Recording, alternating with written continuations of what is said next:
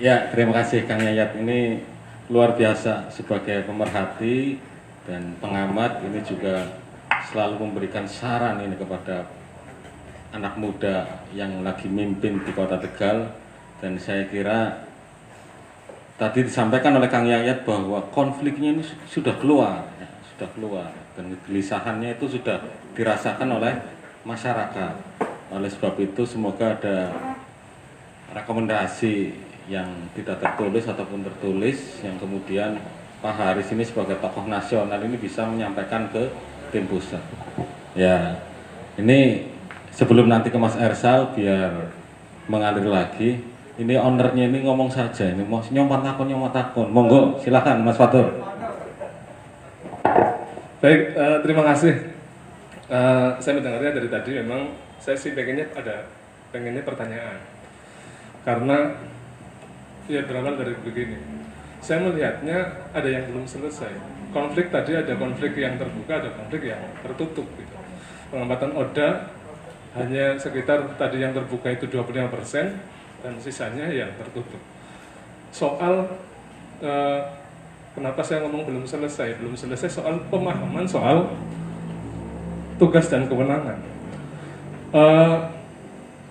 Kalau Kota Tegal saya melihatnya tugas dan kewenangannya menjadi dampak.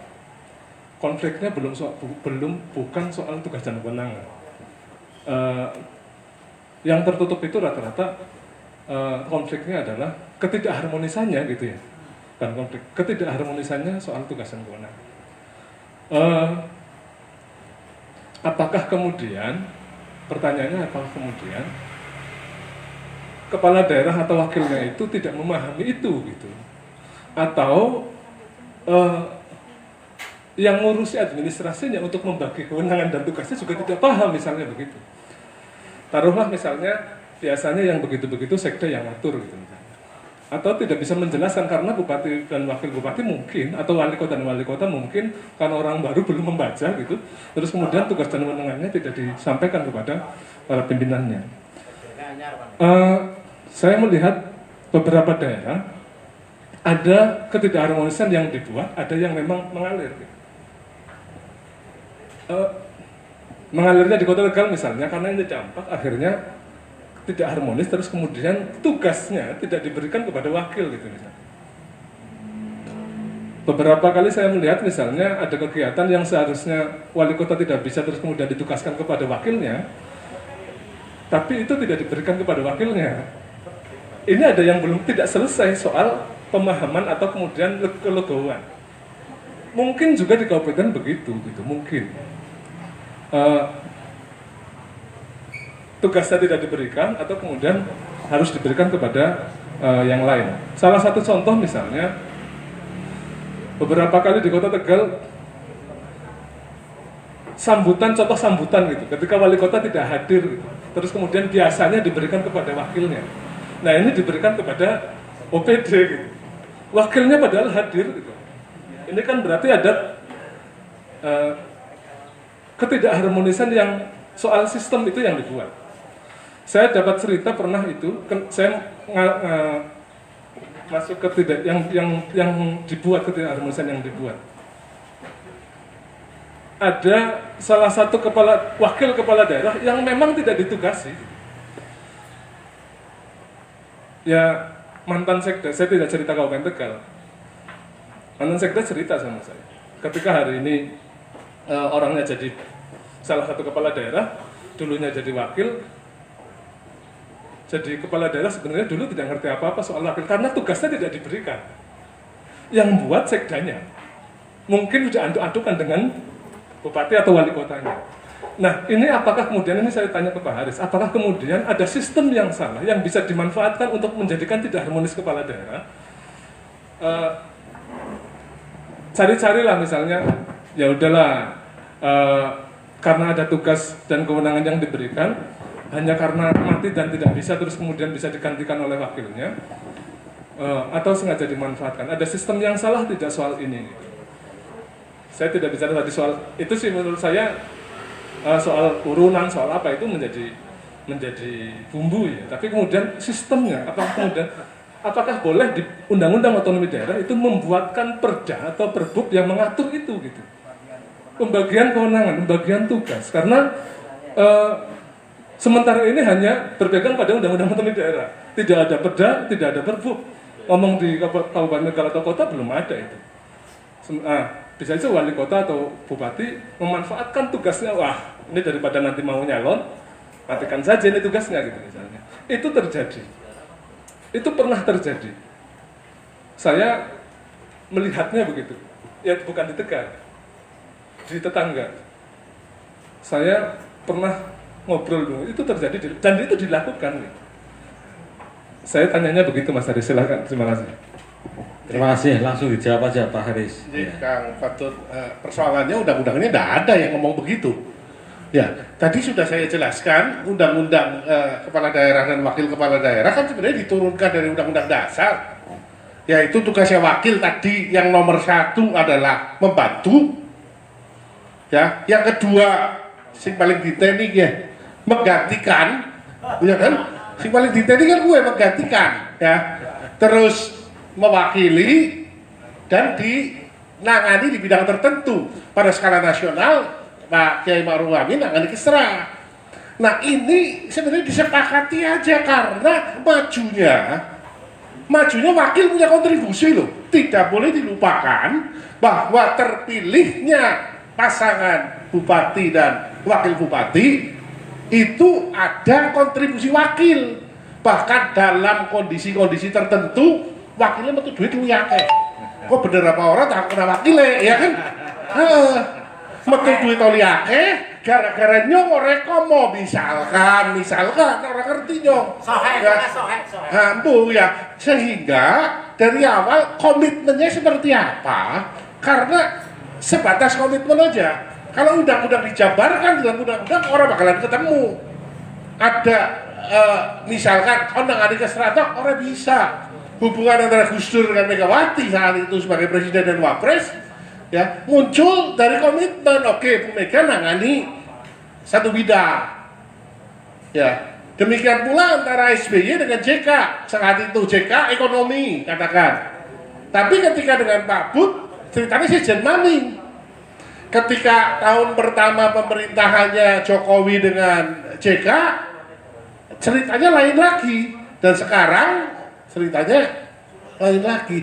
Sehingga komitmen di awal itu udah ditata ya, maju bareng, komitmennya jelas, jangan sampai terjadi instabilitas, yaitu tadi pergeseran posisi tawar ya. Komitmennya udah jelas karena tujuannya adalah pelayanan publik. Saya pikir itu Kang Fatur. Oke, terima kasih. Kita kasih aplaus sekali lagi. Terima kasih Pak Haris. Nah ini komitmennya harus jelas. Nah ini sekaligus nanti kita akan mengkonfirmasi, tadi disampaikan di awal bahwa konflik di Kota Tegal sudah sampai keluar. Konflik di Kabupaten Tegal ini masih tipis-tipis. Nah ini mumpung ada Mas Ardi, Pak Wakil, Mas Wakil, monggo Mas Wakil.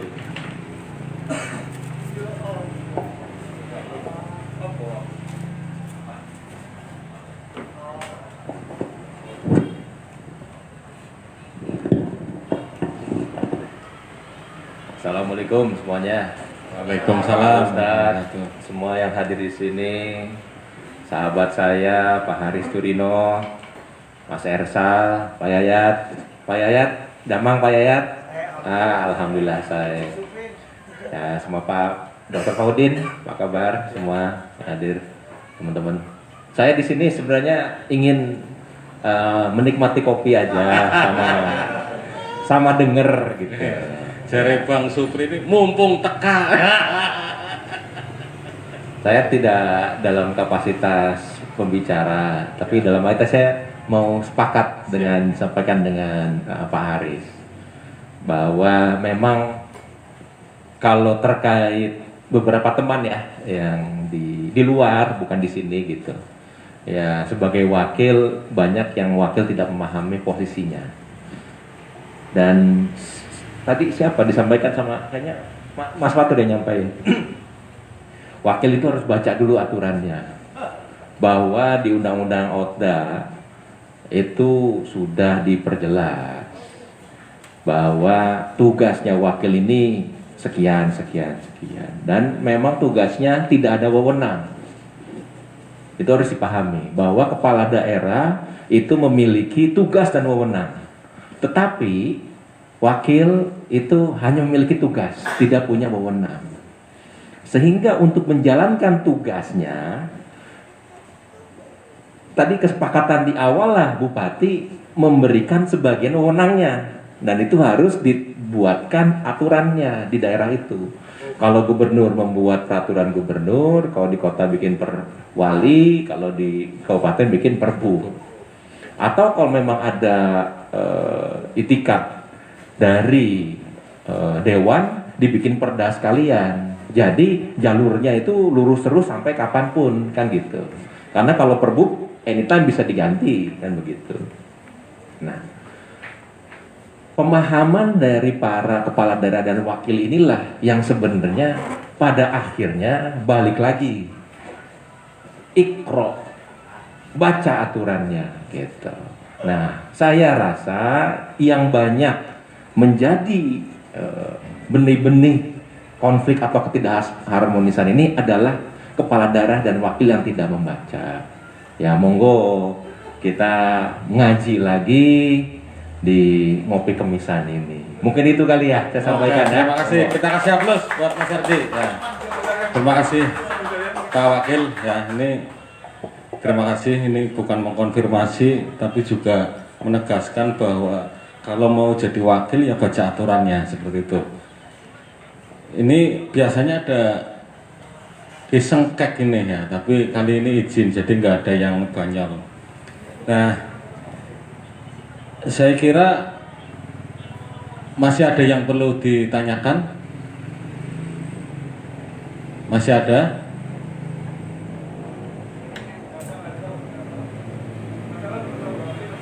Iya. Ini saya perlu kembali ke narasumber bahwa tadi disampaikan bahwa sebetulnya kalau mau harmonis itu juga harus jelas komitmennya antara tugas dan wewenang. Bagaimana tanggapan Mas Ersal? Silakan. Terima kasih Mas Fatudin sebagai host. Kembali saya sampaikan selamat datang ke Mas Ardi, Wakil Bupati, dan Pak Godsun, yang juga seharusnya bisa kita mintai pendapat, Mas, karena yang menjadi review isu ini Kota Tegal. Saya mungkin lebih mengingatkan kembali kita semua bahwa memang Kota Tegal ini dinamika kepala daerahnya ini sangat luar biasa dan sering membuat isu ini tidak hanya di Kota Tegal saja tetapi sampai ke Kabupaten Tegal. Mungkin kita ingat ya, kepala daerah yang sebelumnya juga mengalami konflik ya, mengalami disharmoni. Kemudian ketika kita bicara tadi faktor-faktornya, ternyata mereka juga satu partai sama juga, yang ini juga satu partai. Jadi menurut saya memang Kota Tegal ini menjadi sumbu pendek, ini kata Dokter Yayatnya. Tetapi yang perlu kita menjadi pelajaran adalah terkait dengan komitmen dan chemistry yang mestinya dibangun oleh masing-masing kepala daerah, baik kepala daerah maupun wakil kepala daerahnya. Dan saya Mas Fatudin lebih ingin membandingkan dengan sistem pemilihan ya. Karena data yang ada memang setelah sistem pemilihan kepala daerah dan wakil kepala daerah menjadi pemilihan langsung.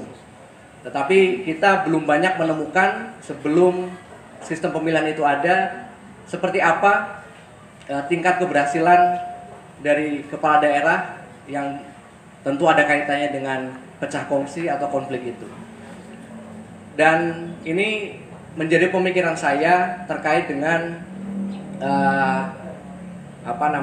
pendidikan kepala daerah atau yang sekarang ini justru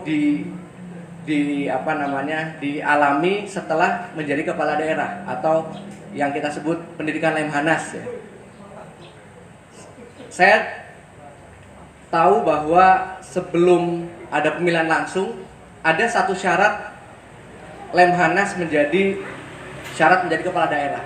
Barangkali ini menjadi satu solusi bahwa untuk menjadi kepala daerah mesti ada pendidikan Lemhanas agar chemistry yang mestinya tadi dibangun, kemudian komitmen yang kemudian harus dibangun menjadi tertata setelah adanya pendidikan Lemhanas. Nah, barangkali itu satu pemikiran yang menjadi masukan untuk sistem pemilihan. Terima kasih. Terima kasih Mas Ersal. Kita kasih aplaus untuk kita semua.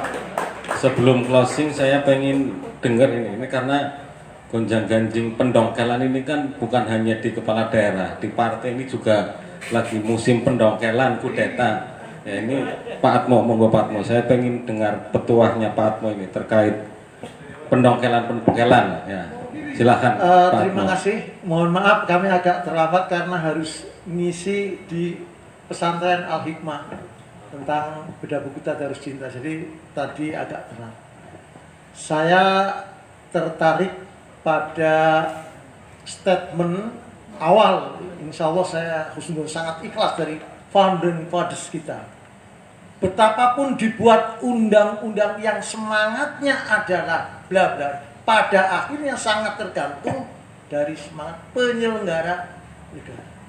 Faktor kerohanian, ini persoalan akhlak. Nah, terkait istilahnya gonjang-ganjingnya ini kebetulan kami lebih awal sebelum disarankan gubernur, kebetulan Ki Haryo Hamin 3 dengan kami merancang Ruat Kota Tegal.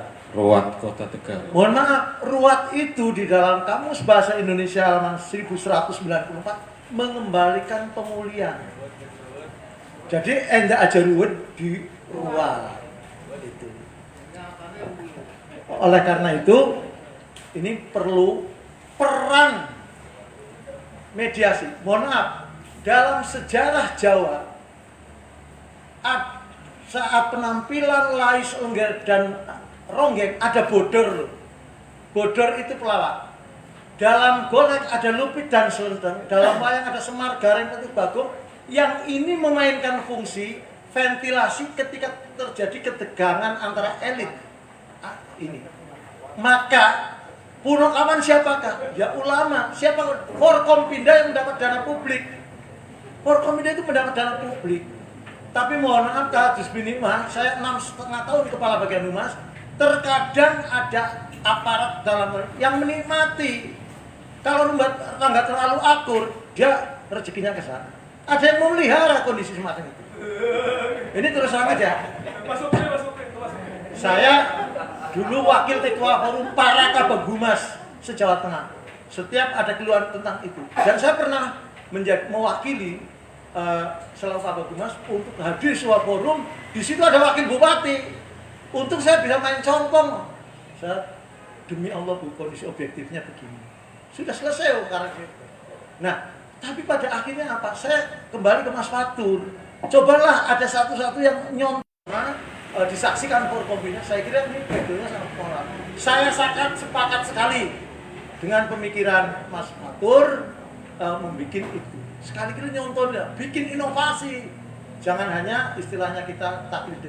Saya kira sudah cukup menarik diskusi atau ngobrol tipis-tipisnya ini ya. Ngopi kemisan ini biasa tipis-tipis karena habis ini nggak ada rekomendasi apapun ya. Karena di sini semuanya ngobrol bebas, yang mau ya. Jadi kalau habis ngobrol kemisan nggak ada yang baper. Begitu ya, Bang Supri ya. Sebelum ditutup, kami minta closing statementnya dari para narasumber. Yang pertama dari Pak Yayat atau Kang Yayat. Terima kasih kepada para tokoh yang rawuh di sore hari ini. Kepada Pak Haris jauh-jauh dari Jakarta,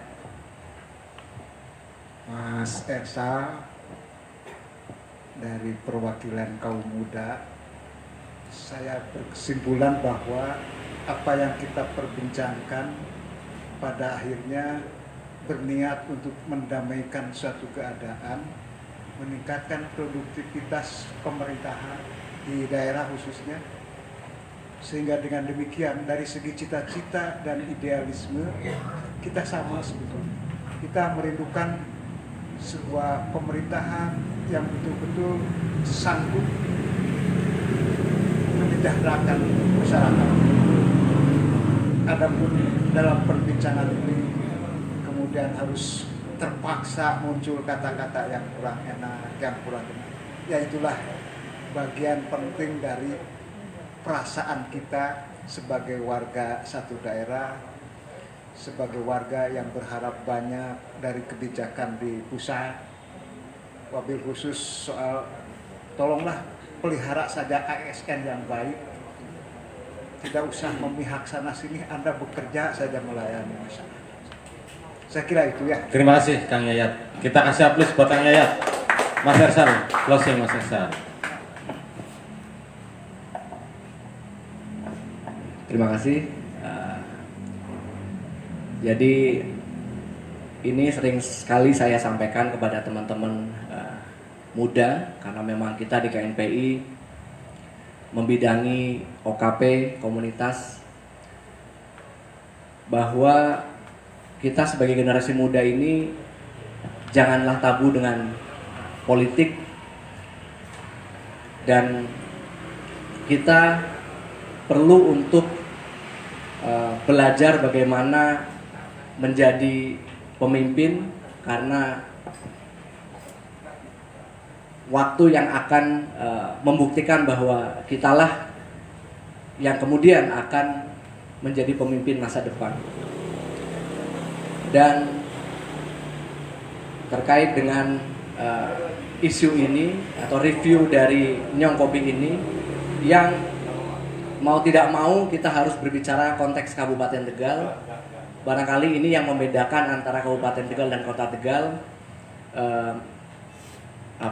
tingkat atau karakter masyarakatnya tentu sangat beda, masyarakat kota dan Kabupaten Tegal. Dan juga saya yakin betul tokoh-tokoh yang menjadi pelindung atau menjadi pemberi masukan kepada di kepala daerah kita masih sangat didengarkan, yang kemudian akhirnya tidak sampai menjadi mengganggu pelayanan publik dan lain sebagainya. Dan itu patut kita syukuri, apalagi tadi di awal sudah saya sampaikan bahwa keterlibatan anak-anak muda di Kabupaten Tegal sudah dilakukan oleh pemerintah Kabupaten Tegal melalui banyak forum-forum pembangunan yang kita dilibatkan. Tentu ini menjadi secercah harapan untuk kita anak-anak muda untuk bisa menjadi bagian dari pembangunan di Kabupaten Tegal. Barangkali itu bisa saya sampaikan. Terima kasih. Assalamualaikum warahmatullahi wabarakatuh. Waalaikumsalam warahmatullahi wabarakatuh. Yang terakhir Pak Haris, cukup. Terima kasih. Saya kira Pak Haris sudah mencukupkan diri untuk closing, tadi sudah sekaligus. Terima kasih kepada narasumber Pak Dr. Insinyur Haris Turino, Pak Dr. Yayat Hidayat, Mas Ersal Abu Rizal, Pak Wakil Bupati, Pak Atmo Tan Sidik, Pak Haji Hosun, Ko Apo, Bang Supri, dan lain sebagainya. Kesimpulannya bahwa jagalah selalu konflik, namun konflik harus dimanage dengan baik agar masyarakatnya juga memperoleh kesejahteraan yang baik, dan di kemudian hari jika terjadi keruwetan maka harus diruat. Terima kasih. Salam wabillahi kumisan. Assalamualaikum warahmatullahi wabarakatuh.